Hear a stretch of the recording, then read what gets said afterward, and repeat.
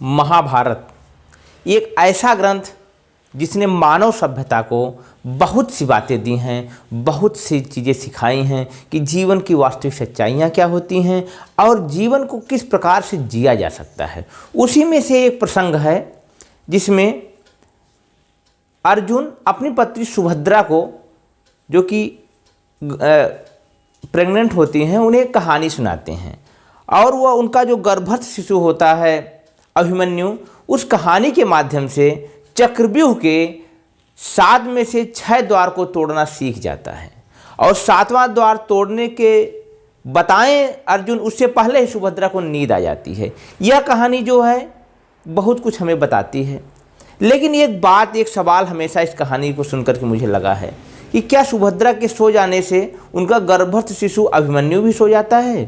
ये प्रश्न आस्था का हो सकता है और आस्था के रास्ता में शंकाओं का कोई वास्ता नहीं होता है। इसलिए मैं इस विषय को आप पर छोड़ता हूं कि इस पर आप क्या रखते हैं। आगे हम आज के विषय में चर्चा करेंगे, हम कैसे बनते हैं। तो अभिवादन स्वीकार करिए अपने दोस्त रसल रघुवंशी का। साथियों, हम इस दुनिया में आते हैं, किसी भी धर्म मजहब या किसी भी समाज में हमारा जन्म होता है तो 2 बातें ऐसी होती हैं जिनका हमारे जीवन पर बड़ा गहरा प्रभाव होता है। नंबर 1 होता है जेनेटिक्स या आनुवांशिकता, इसे हिंदी में कहते हैं, जो कि हमें अपने माँ पिता के 23 गुणसूत्रों से प्राप्त होती है और कुल हमारे शरीर में 46 गुणसूत्र होते हैं। इस पर हम थोड़ा आगे चल करके बात करेंगे। और दूसरा हमारा जो हमारे जीवन में सबसे बड़ा प्रभाव पड़ता है वह वातावरण और परिवेश का पड़ता है। और परिवेश में वह कौन सी घटनाएं हैं, वह कौन सी दिन प्रतिदिन चलने वाली बातें हैं जो हमारे जीवन को सबसे ज़्यादा प्रभावित करती हैं। उसमें एक महत्वपूर्ण कड़ी है धर्म, रिलीजन, मजहब। धर्म क्या है कि वाकई में जो मेरी समझ धर्म को लेकर के है कि जब हम जन्म लेते हैं या जन्म से पहले ही हमारा धर्म, हमारी जाति, हमारा संप्रदाय निर्धारित हो जाता है और उसी पर चल करके हमारा आने वाला भविष्य या निर्धारित करता है कि हमारे जीवन शैली कैसी होगी। अब इस धर्म का हमारे जीवन में कहाँ तक प्रभाव पड़ता है वही आपके सोच, आपके विचार को काफ़ी हद तक प्रभावित करता है। जैसे कि यदि धर्मों की बात की जाए तो धर्मों में जो सबसे बड़ी कमजोरी रही है, धर्म का जो मूल रहा है लोगों में मानवता का विकसित करना, उस मामले में बहुत प्रकार की इस प्रकार से कुछ लोगों ने धर्मों पर इस प्रकार से कब्जा कर लिया कि उन्होंने अपने हिसाब से, अपने नज़रिए से धर्म को परिभाषित किया, जिसका हमारे समाज को बहुत ही बड़ा हर्जाना भुगतना पड़ा है। जैसे कि मैं 3 उदाहरणों से इन बातों को समझाना चाहूँगा। पहला उदाहरण है गुप्त काल। हमारे वेदों में, ऋग्वेद में हमारे धर्म की बातें की गई, उसमें जाति की व्यवस्था की बात की गई है, लेकिन उसे यह प्रयास किया गया है कि उसे मूल न बनाया जाए धर्म का, वह एक धर्म का साइड लाइन रहे और साथ ही साथ कर्म के आधार पर आपका जाति निर्धारित हो। लेकिन जब गुप्त काल आता है तो वहाँ पर धर्म जाति को जन्म से जोड़ दिया जाता है, जिससे कि समाज में विभिन्न प्रकार के विभाजन पैदा होते हैं, आपसी विद्वेष पैदा होते हैं और लगभग उसी समय या उसके बाद यह प्रक्रिया जैसे जैसे आगे बढ़ती है, उस दौरान जब हमारे देश में जाति की व्यवस्था सबसे चरम पर थी, उसी समय इस्लाम धर्म का उदय होता है और इस्लाम धर्म के लोगों ने ये जो कबीलाई सोच थी वहाँ की उसको फॉलोअर्स जो थे वो शुरू से ही आक्रामक और एग्रेसिव रहे और उसमें इस्लाम धर्म के प्रचार से मानवता फैलाने का तो प्रयास किया गया, लेकिन उसके बाद उन लोगों ने पूरे विश्व में पहुंच करके इन्वेजन किया, तरह तरह के लोगों पर आक्रमण किया, इन्वेड किया। उसका परिणाम हुआ कि जहां भारतीय समाज, हिंदू समाज बटा हुआ था, वहीं इस्लामिक लोगों ने अपनी आक्रामकता को, उन्हें धर्म का जो एकजुट होने का मौका मिल गया, उसके आधार पर उन्होंने भारत को अपने कब्जे में ले लिया और एक गुलामी के लंबे दौर में पहुंचा दिया। अब दूसरा मैं उदाहरण आपके सामने प्रस्तुत करता हूं, जिसे यूरोप का अंधकाल कहा जाता है। यूरोप का अंधकाल उस समय को कहते लगभग 607वीं से लेकर के 13वीं 14वीं शताब्दी का वह समय था, जिसमें ऑर्थोडॉक्स कैथोलिक चर्च का इतना प्रभाव लोगों के जीवन में पड़ता चला गया कि लोग अपने बारे में या अपने समाज के बारे में सिर्फ धर्म के नज़रिए से देखते थे। इसका सबसे बड़ा दुष्परिणाम हुआ कि गैलीलियो, न्यूटन या फिर इस प्रकार के बहुत सारे जो वैज्ञानिक, जो बाद में वैज्ञानिक सोचें आई, वो जो 400-500 साल पहले आ सकती थी, उससे हमारा जो वैज्ञानिक दृष्टिकोण था, हमारा जो साइंस था, वह पीछे चला गया और तरक्की की वह गति नहीं प्राप्त कर सका इन 600 वर्षों को। इसीलिए अंधकाल कहा जाता है कि धर्म का प्रभाव इतना ज़्यादा जीवन में नहीं पड़ना चाहिए कि व्यक्ति अपनी मौलिक सोच को ही समाप्त कर दे। उसके बाद हम वर्तमान की बात करते हैं। वर्तमान में इस्लाम धर्म को लेकर के जिस प्रकार के लोगों के अंदर, इस्लाम के बहुत से लोगों के अंदर इस प्रकार की चरमपंथ की भावना है कि वह हर चीज़ को, हर नज़रिए को उसी धर्म के निगाह से देखते हैं और उन्हें दुनिया में हर जगह इस्लाम खतरे में नजर आता हो। उसी का परिणाम है या सोमालिया, यमन, सऊदी अरेबिया और फिर उसके बाद उसके इर्द गिर्द जो जिसे मिडिल ईस्ट कहा जाता है, मध्य पूर्व कहा जाता है, उसने धर्म, इस्लाम धर्म के माध्यम से लोगों में ऐसी जकड़न पैदा कर दी है कि एक स्वतंत्र, एक नई सोच को आगे निकलना बड़ा मुश्किल हो जाता है। और इस धर्म में जो महिलाओं की स्थिति, एक बात ध्यान देने वाली है कि धर्म का जितना प्रभाव लोगों के जीवन में पड़ता जाता है, वहाँ अधिकतर परिस्थितियों में देखा गया है कि महिलाओं के जीवन पर, स्त्रियों के जीवन पर इसका बड़ा बुरा प्रभाव पड़ा है। चाहे वह, मैं हिंदू धर्म का प्रभाव की बात कर रहा हूँ, चाहे बाद में ईसाइयत के प्रभाव की या फिर मुस्लिम धर्म की बात की है। जितना वैज्ञानिक सोचें आगे जाती हैं और उतना लोगों का अंदर विकास होता है। लेकिन धार्मिक जड़ता की मैं बात करता हूँ, ध्यान रखिएगा, इस बात को बिल्कुल धार्मिक लहजे में आप ना समझिएगा। मैं उस विषय की बात करता हूँ जो हमारे जीवन में धार्मिक जड़ता लाती है। एक बहुत सारे उदाहरण आपको सामने प्रस्तुत किए जा सकते हैं कि एक व्यक्ति धार्मिक होता कैसे है। धार्मिकता का क्या अर्थ होता है कि हम अपने जीवन को दो भागों में बांट लेते हैं। एक हमारा निजी जीवन होता है जिसमें हम बड़े धार्मिक होते हैं, सुबह उठ करके नमाज करते हैं, पूजा करते हैं या फिर प्रार्थना करते हैं। लेकिन जब हमारा सार्वजनिक जीवन आता है तो जो हमारा पेशा होता है, जो हमारा प्रोफेशंस होता है, उसमें भी हम धार्मिकता के प्रभाव को यदि न पहुंचने दें तो ये धार्मिकता निजी तो हो सकती है लेकिन उसका सार्वजनिक लाभ लोगों को नहीं मिल सकता है। जैसे उदाहरण मैं बताता हूं कि आपने देखा होगा कि हमारे देश में भ्रष्टाचार लगातार बढ़ रहा है। मैंने पिछले वीडियो में इंडेक्स के माध्यम से भी बताया था, वर्ल्ड करप्शन इंडेक्स में हम 6 पायदान नीचे चले गए हैं। तो इस देश में जिस प्रकार की बातें, हर धर्म का व्यक्ति, किसी भी धर्म का हो, वह अपने निजी जीवन में कितना भी धार्मिक हो, लेकिन जब वह अपने ऑफिशियल काम में आता है करके आप नहीं अंदाजा लगा सकते हैं कि वह व्यक्ति कितना ईमानदार है, वह व्यक्ति कितना अपने पेशे के प्रति समर्पित है, जिसे वर्क की जो वर्कशिप कहा जाता है, कर्म ही पूजा है, वह कितना ज़्यादा अपने धर्म के माध्यम से अपने कर्म में ईमानदार है। इन बातों को हमें समझना होगा। यह तो एक समाज की बात हुई। अब हम आते हैं कुछ मनोवैज्ञानिक सिद्धांतों पर, जिसके माध्यम से हम कैसे बनते हैं उसको एक्सप्लेन करने का प्रयास किया गया है। सबसे पहले मैकडूगल की मैं बात करूंगा। मैकडूगल एक ऐसे मनोवैज्ञानिक थे जिन्होंने व्यक्ति की मूल प्रवृत्ति की बात की। किसी व्यक्ति की मूल प्रवृत्ति जो होती है वह जन्म से पहले या जन्म के तुरंत बाद के वातावरण से निर्धारित होती है कि वह व्यक्ति किस स्वभाव का होगा, उस व्यक्ति की सोच कैसी होगी, और उसके आधार पर ही उसके आसपास का परिवेश और उसकी सोच मिलकर के उस व्यक्ति का निर्माण करती है। और उसके बाद जर्मन के एक महान, जिन्हें बहुत सम्मान के साथ नाम लिया जाता है, फ्रायड आए मनोविश्लेषण सिद्धांत को लेकर के, उन्होंने अपने इस सिद्धांत में दमित इच्छाओं की बात की कि हमारे जीवन में बहुत सारे ऐसे भाव होते हैं, बहुत सारे ऐसे विचार होते हैं जो हमारे अवचेतन मस्तिष्क में दमित इच्छाओं के रूप में स्टोर हो जाते हैं, और ये दमित इच्छाएं इनडायरेक्टली, अप्रत्यक्ष रूप से हमारे जीवन को प्रभावित करती हैं और हमारे कार्यों, हमारे व्यवहार और हमारे व्यक्तित्व को प्रभावित करती हैं। हालांकि उन्हें जो इड ईगो सुपर ईगो का सिद्धांत दिया, उसको बाद के वैज्ञानिकों ने, मनोवैज्ञानिकों ने खारिज कर दिया, क्योंकि उनकी सारी जो बातें थी फ्रायड साहब की, वह केंद्रित थी काम वासना पर, लस्ट पर प्रेरित थी कि किसी भी व्यक्ति के व्यवहार का जो केंद्र होता है, जो धुरी होती है, जो पोल होता है, वह कहीं न कहीं लस्ट होता है, चाहे वह छोटा सा बच्चा हो या फिर वृद्ध व्यक्ति हो। जो को बाद में लस्ट को इतना ज़्यादा उन्होंने बढ़ा चढ़ा कर दिखाया कि यह सिद्धांत फेल हो गया। उसके बाद जीन पियाजे वर्तमान में बहुत इनको लेकर के बहुत सी बातें होती हैं। इन्होंने संज्ञानात्मक सिद्धांत दिया। इस माध्यम से उन्होंने अपने बच्चे पर रीड किया, अध्ययन किया और उस आधार पर उन्होंने निर्णय लिया कि बच्चे जो होते हैं वह खुद के संज्ञान से, खुद की समझ के आधार पर अपना परसेप्शन विकसित करते हैं और उसी परसेप्शन के आधार पर उनका जीवन चलता है। यह जो सिद्धांत है इसमें उन्होंने 4 कैटेगरी में बांटा, चाहे वह उनका इंद्रिय जनित अवस्था रही हो या फिर पूर्व मूर्त अवस्था रही हो, मूर्त अवस्था रही हो या अमूर्त अवस्था रही हो, विभिन्न एज ग्रुप में इन्होंने बांटा।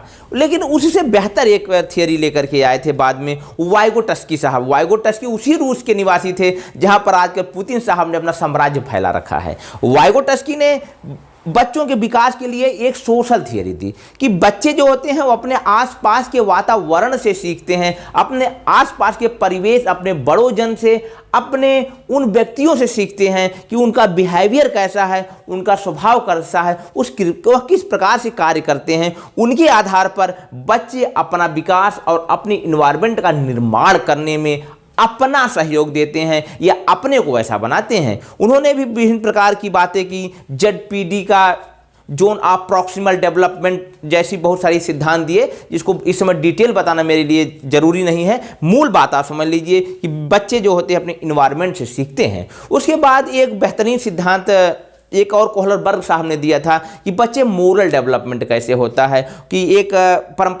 पूर्व परंपरागत अवस्था के दौरान गुजरते हैं जहां पर वो अपने हिसाब से जीते हैं जो छोटे बच्चे होते हैं। फिर उनका परंपरागत दौर आता है जिसमें वह अपनी रूढ़ियों को, अपनी मान्यताओं को, अपनी मर्यादाओं को अपने जीवन का हिस्सा बताते हैं, जो कि विशेष रूप से उनके किशोरावस्था के दौरान होता है। उसके बाद उन्होंने एक ऐसा बच्चों का खुद का परंपरागत, जिसको पोस्ट कन्वेंशनल लेवल कहा गया, उसके माध्यम से लोगों को डेवलपमेंट के बारे में बताया कि अपने आसपास की इन्वायरमेंट के बाद वह अपनी खुद की सोच विकसित करते हैं। ये तो रहे आपके बहुत सारे मनोवैज्ञानिकों के मनोवैज्ञानिक फैक्ट, जो यह प्रमाणित करने का प्रयास करते हैं कि आखिर मनोवैज्ञानिक रूप से हम क्यों हम बनते हैं या फिर हमारा खुद की सोच का विकास होता है।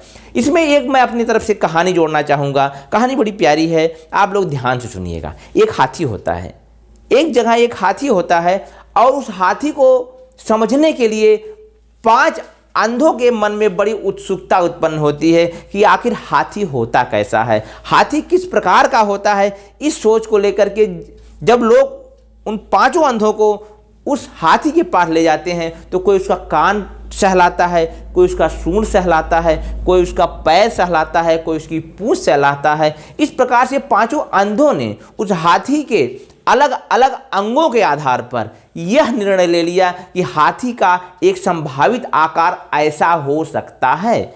लेकिन जब वो आपस में बैठते हैं, बातचीत करते हैं और इस बात पर डिस्कशन चलता है कि हाथी होता कैसा है, तो उनमें आपस में मतभेद हो जाता है। कोई कहता है हाथी सूप जैसा होता है, कोई कहता है वह बिल्कुल खंभे जैसा होता है, कोई कहता है क्या बोलते हैं उसको, झाड़ू जैसा होता है, कोई कहता है बिल्कुल पाइप जैसा होता है। लेकिन वास्तविक आकार हाथी का जानने के लिए इन सभी के मतों को एक करना होगा और उसके माध्यम से संपूर्ण मूल्यांकन या पूर्ण मूल्यांकन के बाद ही एक हाथी बन के खड़ा हो सकता है। यही हमारे जीवन में होता है। हम विभिन्न आशंकाओं, शंकाओं, विचारों से इस प्रकार से घिरे हुए होते हैं कि उसके अपोजिट या उसके अलग सोचने के लिए हम आगे नहीं बढ़ पाते हैं और अपनी समझ के रास्ते, जो हम अपनी समझ विकसित करते हैं, उसी समझ के रास्ते पर हम अपने जीवन का पथ निर्धारित करते हैं और उसी के आधार पर, उन्हीं जीवन की समझ के आधार पर, जिस प्रकार से उन 5 ब्लाइंड्स ने हाथी में के बारे में अपनी समझ विकसित की थी विभिन्न अंगों को स्पर्श करके, उसी प्रकार से हम अपने जीवन के अनुभवों के आधार पर, जो कि पूर्ण नहीं होता है, संपूर्ण नहीं हो पाता, उसके एक अंगीय विचार विकसित करते हैं और उसी एक अंगीय विचार के आधार पर हम यह विश्लेषण करते हैं कि जो घटनाएं समाज में हो रही हैं, जो बातें समाज में चल रही हैं, उनका क्या परिणाम है, उनकी क्या उपादेयता, उनकी परिणति क्या है। इसी यह एक बहुत बड़ी बात है कि हम हर चीज़ को नहीं थे। जैसे मैं इस्लाम की बात करता हूँ, इस्लाम का व्यक्ति जो कुरान पढ़ता है तो उसे लगता है कुरान से बेहतर कुछ हो ही नहीं सकता, क्योंकि उसने बाकी धर्म के धार्मिक ग्रंथों को नहीं पढ़ा है। जब हम गीता का अध्ययन करते हैं हमें लगता है गीता से बेहतर कुछ नहीं हो सकता है। तो जब तक आप एक पूर्ण मूल्यांकन या पूर्ण अध्ययन नहीं करेंगे विदाउट बायस्ड, और बायस्ड तटस्थ होना दुनिया का सबसे कठिन कार्यों में से एक है, तब तक आप इस बात का मूल्यांकन नहीं करेंगे कि वास्तविक ट्रुथ क्या है। सबके अपने अपने सच होते हैं, अपनी अपनी सोच होती है, और उसी के आधार पर उसे लगता है कि मेरी सोच सबसे अच्छी है, मेरा सत्य सबसे अच्छा है। जैसे कि मैं आप लोगों के एक और उदाहरण आपके सामने रखना चाहूँगा। अभी कुछ दिन पहले अमेरिका में कुछ मनोवैज्ञानिकों ने एक टेस्ट ऑर्गेनाइज करवाया, एक परीक्षण ऑर्गेनाइज करवाया, जिसमें उन्होंने विभिन्न मूल के लोगों का IQ टेस्ट किया। IQ क्या होता है कि जिसको बिने साहब ने सबसे पहले संपादित या प्रतिपादित किया था, जो कि फ्रांस से जुड़े हुए थे। उसमें किसी व्यक्ति के बारे में यह अनुमान लगाया जाता है कि उसकी मानसिक आयु और वास्तविक आयु में क्या अंतर है। यदि उसकी मानसिक आयु वास्तविक आयु से अधिक है तो हाई IQ का कहा जाएगा, और उसकी वास्तविक आयु जो है यदि मानसिक आयु से कम है तो उसे लो या कम बुद्धिमान माना जाएगा। यह बुद्धिमापन का एक पैमाना है, एक क्वांटिटेटिव आप मेजरमेंट कर सकते हैं। इसके बाद फिर उन्होंने क्या किया, वहाँ पर जो परिणाम आए, जो उसके वहाँ रिपोर्ट्स के, उसके आधार पर यह बात प्रमाणित करी गई कि अमेरिका में रहने वाले जो भारतीय हैं उनका IQ अमेरिका में सबसे बेहतरीन है, सबसे अच्छा है। और उसके बाद जो वाइट अमेरिकन्स हैं जो कि बाद में माइग्रेट करके वहाँ पर आए, उनका IQ उसके बाद आता है। और जो ब्लैक लोग हैं, जो ब्लैक अमेरिकन्स हैं, उनका IQ सबसे कम है। अब इस आधार पर आप गर्व महसूस करते हैं कि मेरा भारत महान, मेरे देश के लोग का IQ सबसे अच्छा है। लेकिन आपको यह सोचने से पहले एक और विश्लेषण की तरफ आगे बढ़ना होगा। यहीं तक पूर्ण विराम नहीं हुआ है, अभी हम अर्ध विराम पर हैं। आप अक्सर देखते हैं कि हमारे देश से हाई IQ के लोग, सबसे ज़्यादा प्रतिभाशाली, सबसे बुद्धिमान लोग अमेरिका शिफ्ट कर जाते हैं, चाहे वो हरगोविंद खुराना हो या फिर उसके बाद के और बड़े बड़े IITians हों या फिर रमन साहब रहे हों, सब USA या फिर यूरोपीय कंट्री में चले जाते हैं। तो इससे यह बात आप समझ सकते हैं कि भारत का जो क्रीम है, भारत के जो हाईली इंटेलिजेंट लोग हैं वह USA या यूरोपीय देशों में जाकर के बस जाते हैं। तो स्वाभाविक सी बात है कि उनका IQ हाई रहेगा ही। और रही व्हाइट्स की बात, तो वह कई सौ वर्षों से वहाँ पर रह रहे हैं। तब उसमें समाज की जब सैंपलिंग की जाती है तो उस सैंपलिंग में हर प्रकार के लोगों को लिया जाता है, तो उसमें उनका IQ एक औसत दर्जे का होना एक स्वाभाविक प्रक्रिया है। और रही ब्लैक अमेरिकन्स की बात, तो ब्लैक अमेरिकन्स को वहाँ पर खेती के लिए, वहाँ के मजदूर वर्ग के लिए, मजदूरी के लिए अफ्रीका से माइग्रेट करवा करके लाया गया, जिससे कि वहाँ पर खेती जैसे जो श्रम आधारित कार्य हैं उनसे उनको जोड़ा जाए। तो ऐसे कह सकते हैं कि श्रम आधारित लोग या फिर लो IQ के लोग जब अमेरिका पहुंचते हैं तो उनका IQ लेवल इतना अच्छा नहीं होता है। और एक दूसरी महत्वपूर्ण बात है कि आज भी ब्लैक जो है वहाँ पे उस सबसे दोयम और सबसे खराब ज़िंदगी जी रहे हैं या सबसे गरीबी की हालत में जीवन जी रहे हैं, तो उनका न्यूट्रिशन का बड़ा प्रभाव पड़ता है, पोषण का बड़ा प्रभाव पड़ता है सोच पर, इसलिए भी उनका IQ कम होना एक स्वाभाविक प्रक्रिया है। तो इस अध्ययन के आधार पर आप फूल करके कुप्पा मत हो जाइए कि हमारा IQ दुनिया में सबसे बेहतर नहीं है, ऐसा नहीं है। हमें सारे पक्षों पर, सारे पैरामीटर्स को, सारे मापदंडों पर विचार करते के बाद एक निष्कर्ष पर पहुंचना चाहिए और उसके आधार पर हमें एक मूल्यांकन करना चाहिए। अब लास्ट में हम एक बात कहेंगे, हर देश की अपनी अपनी एक संस्कृति होती है, एक कल्चर होता है, उसके आधार पर भी उसका चरित्र विकसित हो। जैसे सोमालिया, जब मैं सोमालिया का नाम आपके सामने लेता हूँ और फिर साथ साथ यमन का नाम लेता हूँ या फिर कांगो जैसे देशों का नाम लेता हूं, तो आपके दिमाग में बात आ जाती है कि ये खराब देश हैं, ये कमज़ोर देश हैं, गरीब देश हैं। लेकिन जब मैं न्यूजीलैंड की बात नाम लेता हूं, डेनमार्क की नाम लेता हूं, नॉर्वे की नाम लेता हूं, फिनलैंड का नाम लेता हूं, तो आपको ऐसे देशों का आपके दिमाग में चरित्र और चित्र बनता है कि यह देश जो है दुनिया में एक ऐसे देश है जहाँ पर आपकी भी इच्छा होगी, यदि हमें कभी मौका मिले तो हम देशों में कम से कम विजिट तो जरूर करें, और रहने का मौका मिले तो बात की बात है, लेकिन विजिट या घूमने तो अवश्य जाएँ। लेकिन यह बातें उतनी सत्य भी नहीं, इसके स्याह पक्ष भी हैं। जैसे कि आप पढ़ते होंगे कोलंबस ने अमेरिका की खोज की, वास्को डी गामा ने भारत की खोज की, कैप्टन कुक ने न्यूजीलैंड की खोज की, तो क्या उससे पहले देश और उनकी सभ्यताएं नहीं थी। ये इनकी खोज यूरोपियंस अपने नज़रिए से देखते हैं कि जब हमें वहाँ पर एक्सप्लॉयटेशन करने का, शोषण करने का मौका मिला और हमारा पहला व्यक्ति जो वहाँ शोषण करने के लिए ज़मीन तैयार करने के लिए गया, तभी उस देश की खोज हुई और संस्कृति में सुधार के नाम पर इन्होंने खूब शोषण किया। वही हाल न्यूजीलैंड का भी है। न्यूजीलैंड की जो मूल प्रजातियाँ हैं, जो मूल निवासी हैं, वो माओरी संप्रदाय से आते हैं, जो कुल जनसंख्या का इस समय वर्तमान मात्र 15% है। माओरी संप्रदाय से जुड़े हुए एक सांसद अभी 10 या 11 फरवरी की बात है, वहाँ की संसद में पहुँचते हैं और अपनी बात रखने का प्रयास करते हैं, लेकिन वहाँ ड्रेस कोड है कि बिना टाई के आप संसद में नहीं पहुँच सकते हैं, नहीं जा सकते हैं, बिल्कुल वेल ड्रेस्ड जैसे मैं पहना हूँ, इसके बाद इसमें टाई भी होनी चाहिए, तभी आप संसद में पहुँच सकते हैं। लेकिन उन्होंने अपने माओरी साम्राज्य का नेकलेस पहना हुआ था। अब वहाँ के जो स्पीकर महोदय थे, उन्होंने उन्हें ट्रेवोर मिलार्ड ने बोलने से मना कर दिया। ट्रेवोर मिलार्ड के बोलने से मना करने से वाईवीबी जो थे, उन्होंने उसका विरोध किया और कहा कि मैं साम्राज्यवादी टाई नहीं पहनूंगा। तो ट्रेवोर मिलार्ड ने कहा कि तुम कुछ भी पहनो, लेकिन संसद के अंदर तुम्हें ड्रेस कोड में ही आना होगा। तो क्या किसी देश की अल्पसंख्यक संस्कृति, जो वहाँ की मूल संस्कृति है, उसको सम्मान नहीं मिलना चाहिए? क्या उसे वह दर्जा नहीं मिलना चाहिए जिस संस्कृति से वो आगे बढ़ा है, जिस संस्कृति में उसका विकास हुआ है?